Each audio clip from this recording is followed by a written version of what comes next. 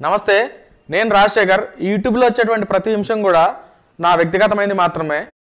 దెయ్యానికి సంబంధించి బాబు గోగినేని గారు శ్మశాన వాటికలకి అర్ధరాత్రి పూట వెళ్ళి అందరినీ హడావుడి చేసి శ్మశాన వాటికల్లో దెయ్యాలు లేవు అని చెప్పి ఇట్లాంటివన్నీ నేను ప్రూవ్ చేశాను, షో చేశాను అని చెప్పి ఆయన హడావుడి చేస్తుంటారు. ఆ చుట్టుపక్కల ఉన్న ప్రజలందరినీ కూడా మేలుకొల్పుతుంటాడు, దెయ్యాలు లేవు, పాడు లేవు అని చెప్పి. సో ఈ విషయానికి సంబంధించి నేను ఒక విషయం చెప్పాలనుకుంటున్నాను. స్వామి వివేకానంద 1863లో జన్మించాడు. ఆయన జీవితంలో ప్రతిదీ కూడా పరిశోధన చేసి తెలుసుకునే తత్వం ఆయనలో ఉంది. ప్రశ్నించి పరిశోధన చేసి తెలుసుకునే తత్వం ఆయనలో ఉంది.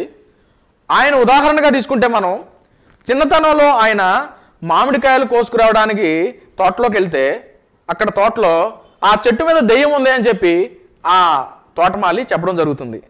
ఆ తోటమాలి చెప్పినప్పుడు స్వామి వివేకానంద దెయ్యం ఉంటుందా అనే ఒక ప్రశ్న ఆయనకి తలెత్తినప్పుడు స్వామి వివేకానంద ఆ రాత్రి అంతా కూడా ఆ చెట్టు మీద ఎక్కినోడు దిగకుండా అట్లానే కూర్చున్నాడు. దెయ్యం రాలేదే అని చెప్పి ఆ తాతను అడగడం జరిగింది. మీరు అర్ధరాత్రి శ్మశానాల వెంట తిరుగుతున్నారు, ఆల్రెడీ అక్కడ స్వామి వివేకానంద చెప్పాడండి 19th సెంచరీలోనే దెయ్యాలు లేవని చెప్పి. అదేవిధంగా అదే స్వామి వివేకానందకి ప్రతి ఒక్కరూ కూడా దేవుడు ఉన్నాడు అని చెప్పి అనడం జరుగుతుంది. మీరు ఇప్పుడు దేవుడు లేడు అని చెప్పి హేతువాదంతో, నాస్తికత్వంతో మీరు మాట్లాడుతున్నారు. దేవుడున్నాడు అని చెప్పి ఎవరో ప్రతి ఒక్కరు వాళ్ళ అమ్మతో సహా చెప్పడం వల్ల దేవుడు ఉన్నాడా అని చెప్పి ఆయన ఈ సమాజం మీద పడి అందరినీ అడగడం జరుగుతుంది. అలా అడుగుతూ పోయి హిమాలయాల వరకు ఆయన వెళ్ళడం జరిగింది. వెళ్ళాడు, ఎక్కడ కూడా సమాధానం దొరకలేదు. కానీ చివరకు ఒక పిచ్చి గడ్డంతో ఉన్నటువంటి ఒక వ్యక్తి శ్రీ రామకృష్ణ పరమహంస నేను చూశాను అని చెప్పాడు. చూశారా? అయితే ఎలా చూశారు అని చెప్పి ఆశ్చర్యంగా ఆయన స్వామి వివేకానంద అడగడం జరిగింది.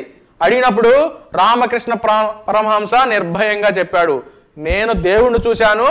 నేను ఎలా చూస్తున్నానంటే నిన్ను నేను ఎలా చూశానో అలానే నేను దేవుణ్ణి చూశాను. అదేవిధంగా నీతో మాట్లాడినట్లే నేను దేవుడితో మాట్లాడాను అని చెప్పి స్వామి వివేకానందకి రామకృష్ణ పరమహంస చెప్పడం జరిగింది. రామకృష్ణ పరమహంస చెప్పినటువంటి ప్రతి విషయాన్ని తూచా తప్పకుండా పాటించాడు. స్వామి వివేకానంద భగవద్ దర్శనాన్ని చేసుకున్నాడు 3 సార్లు. ఒక్కసారి కాదు, 2 సార్లు కాదు, 3 సార్లు చేసుకున్నాడు. షో మీద ప్రూఫ్ అని నువ్వు అన్నావు అనుకో, అక్కడేం ప్రూఫ్ దొరకదు. ఎందుకంటే అది 19th సెంచరీలో జరిగిన విషయం. షో మీద ప్రూఫ్ అంటే అప్పుడు వీడియో కెమెరాలు లేవు, వాళ్ళు చూసుకోవడానికి. స్వామి వివేకానంద దేవాలయంలోకి వెళ్ళి అమ్మవారిని దర్శించుకున్న విషయాన్ని ఎవరు షూట్ చేయలేదు. మీరు షో మీద ప్రూఫ్ అంటే నేను ప్రూఫ్ చూపించలేను. మీకు కూడా స్వామి వివేకానంద లాగా ఏనాడన్నా దేవుణ్ణి దర్శించుకోవాలి అని అనిపించింది అనుకోండి, రండి. చాలా ఉన్నాయి సంస్థలో, వాళ్ళతో పాటు కూర్చొని వాళ్ళు చెప్పిన విషయాల్ని మీరు తూచా తప్పకుండా పాటించండి. మీకు కూడా భగవద్ దర్శనం ఖచ్చితంగా జరుగుతుంది. ఎందుకంటే ఈ దేశంలో భగవంతుడు ఉన్నాడన్న విషయం స్వామి వివేకానంద చెప్పాడు. ఈ దేశానికి సంబంధించిన హైందవ సిద్ధాంతానికి సంబంధించినటువంటి మూలాల విషయాలన్నీ కూడా చర్చించి అంటరానితనాన్ని రూపుమాపాలన్న వ్యక్తి స్వామి వివేకానంద. దరిద్ర దేవోభవ అన్నాడు, దరిద్రుల్లోనే దేవుడు ఉన్నాడని చెప్పిన వ్యక్తి స్వామి వివేకానంద. ఎక్కడైతే పేదలు, దళితులు, దీన దుఃఖితులు ఉంటారో వాళ్ళల్లో భగవంతుడు ఉన్నాడు, వాళ్ళకి సేవ చేయడమే నిజమైన దైవత్వం అని చెప్పిన వ్యక్తి స్వామి వివేకానంద. మనం ఆయన ఆదర్శంగా తీసుకొని జీవించాలి. మిస్టర్ బాబు గోగినేని గారు దెయ్యాలకు సంబంధించి మాట్లాడటం, హడావుడి చేస్తే సరిపోలేదు. అదేవిధంగా మనం ప్రయత్నం చేయాలి. ఏదైనా సరే మీరు దెయ్యాలు లేవని ప్రూవ్ చేశారు కదా, ఒక గంటలో వెళ్ళి అట్లా శ్మశాన వాటికి వెళ్ళి. అదేవిధంగా కొన్ని సంవత్సరాలు పడుతుంది దేవుణ్ణి దర్శించుకోవాలంటే, ఊరికే రాదేది కూడా. ఒక్కసారి మీరు ఆ చింతన కూడా చేయండి, మీరు కూడా ప్రయత్నం చేయండి దేవుణ్ణి దర్శించుకునే విషయంలో.